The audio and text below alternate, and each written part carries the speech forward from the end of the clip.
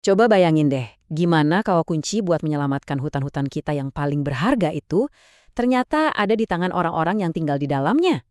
Nah, ini bukan sekedar ide loh, tapi sebuah eksperimen besar-besaran yang lagi berjalan di Indonesia. Dan hasilnya, wah bisa jadi bakal mengubah cara kita semua memandang konservasi. Jadi, ini dia pertanyaan besarnya. Siapa sih yang seharusnya melindungi hutan? Selama ini kan kita mikirnya itu tugas pemerintah ya. Tapi, apa itu satu-satunya cara? Atau jangan-jangan bukan cara yang terbaik? Pertanyaan inilah yang sekarang jadi perdebatan panas di dunia konservasi. Oke, buat ngerti masalahnya kita perlu lihat tantangan utamanya dulu. Di satu sisi, kita punya kebutuhan mendesak banget buat melindungi hutan-hutan vital di planet ini. Tapi di sisi lain, ada kebutuhan nyata dari masyarakat lokal yang hidupnya ya bergantung sama hutan itu. Nah, dua kepentingan ini sering banget berbenturan. Dulu itu ada model yang namanya konservasi benteng. Gampangnya, ini tuh kayak kita bikin tembok raksasa, beneran atau kiasan, di sekeliling hutan. Masyarakat yang udah turun-temurun tinggal di sana, tiba-tiba dilarang masuk. Hasilnya, udah bisa ditebak, konflik, rasa nggak percaya, dan yang paling parah, malah muncul praktek-praktek yang rusak hutan karena masyarakatnya merasa terasing. Nah, karena model lama itu banyak gagalnya, Indonesia mencoba pendekatan baru yang cukup berani lewat program perhutanan sosial. Idenya sederhana, tapi radikal banget. Kasih aja hak pengelolaan hutan itu ke masyarakat lokalnya langsung. Jantung dari program ini namanya hutan desa. Sederhananya, pemerintah bilang, oke, hutan negara yang ini sekarang kalian yang kelola. Tujuannya ada dua, biar masyarakat lebih sejahtera dan hutannya tetap lestari.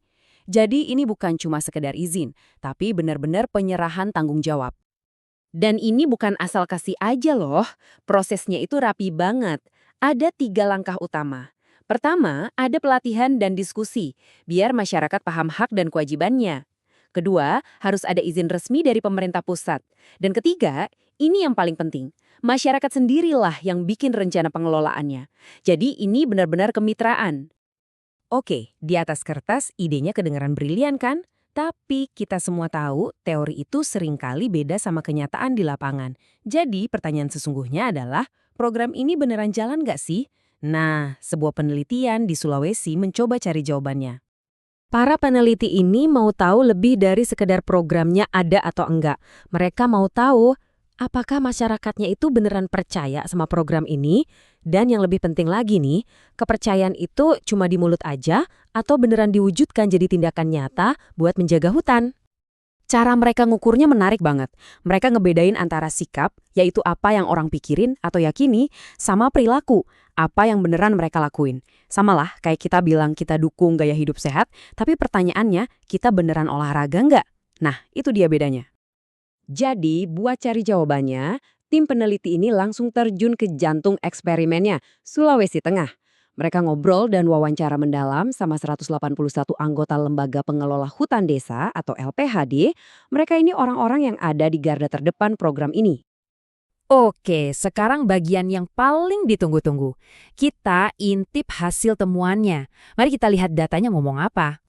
Pertama, biar kita kebayang ya, total area hutan desa yang diteliti itu luasnya hampir 8.400 hektar. Dan yang menarik, ini bukan cuma satu jenis hutan, ada campurannya. Ada hutan produksi, di mana masyarakat boleh manfaatin hasil hutan non-kayu, dan ada juga hutan lindung, yang fokusnya lebih ke konservasi.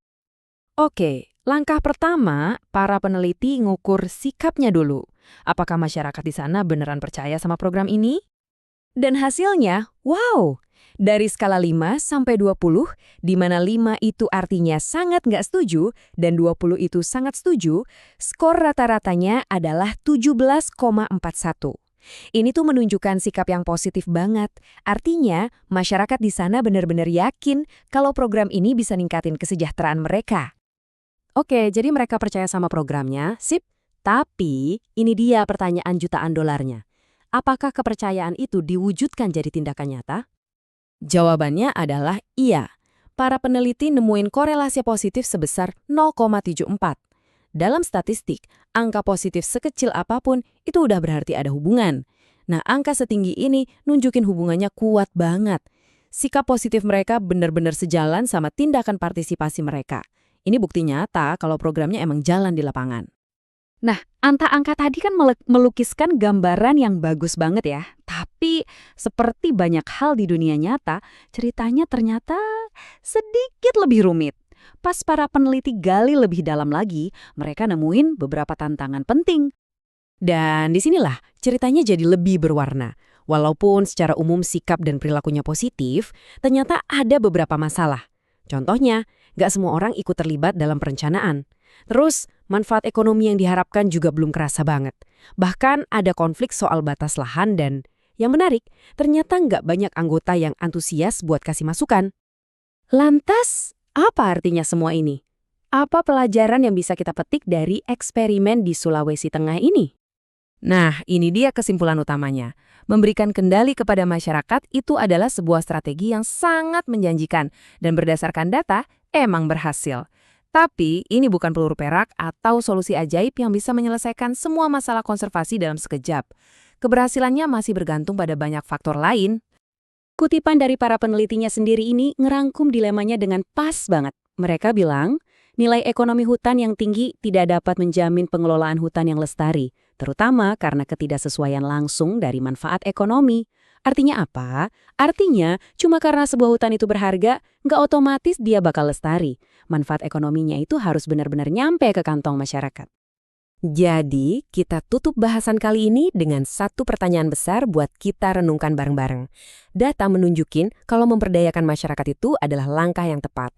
Tapi tantangan terbesarnya masih sama. Gimana caranya kita menyeimbangkan kebutuhan ekonomi masyarakat hari ini dengan kebutuhan planet kita untuk hari esok? Jawaban dari pertanyaan itulah yang akan menentukan masa depan hutan-hutan kita. Terima kasih sudah menyimak.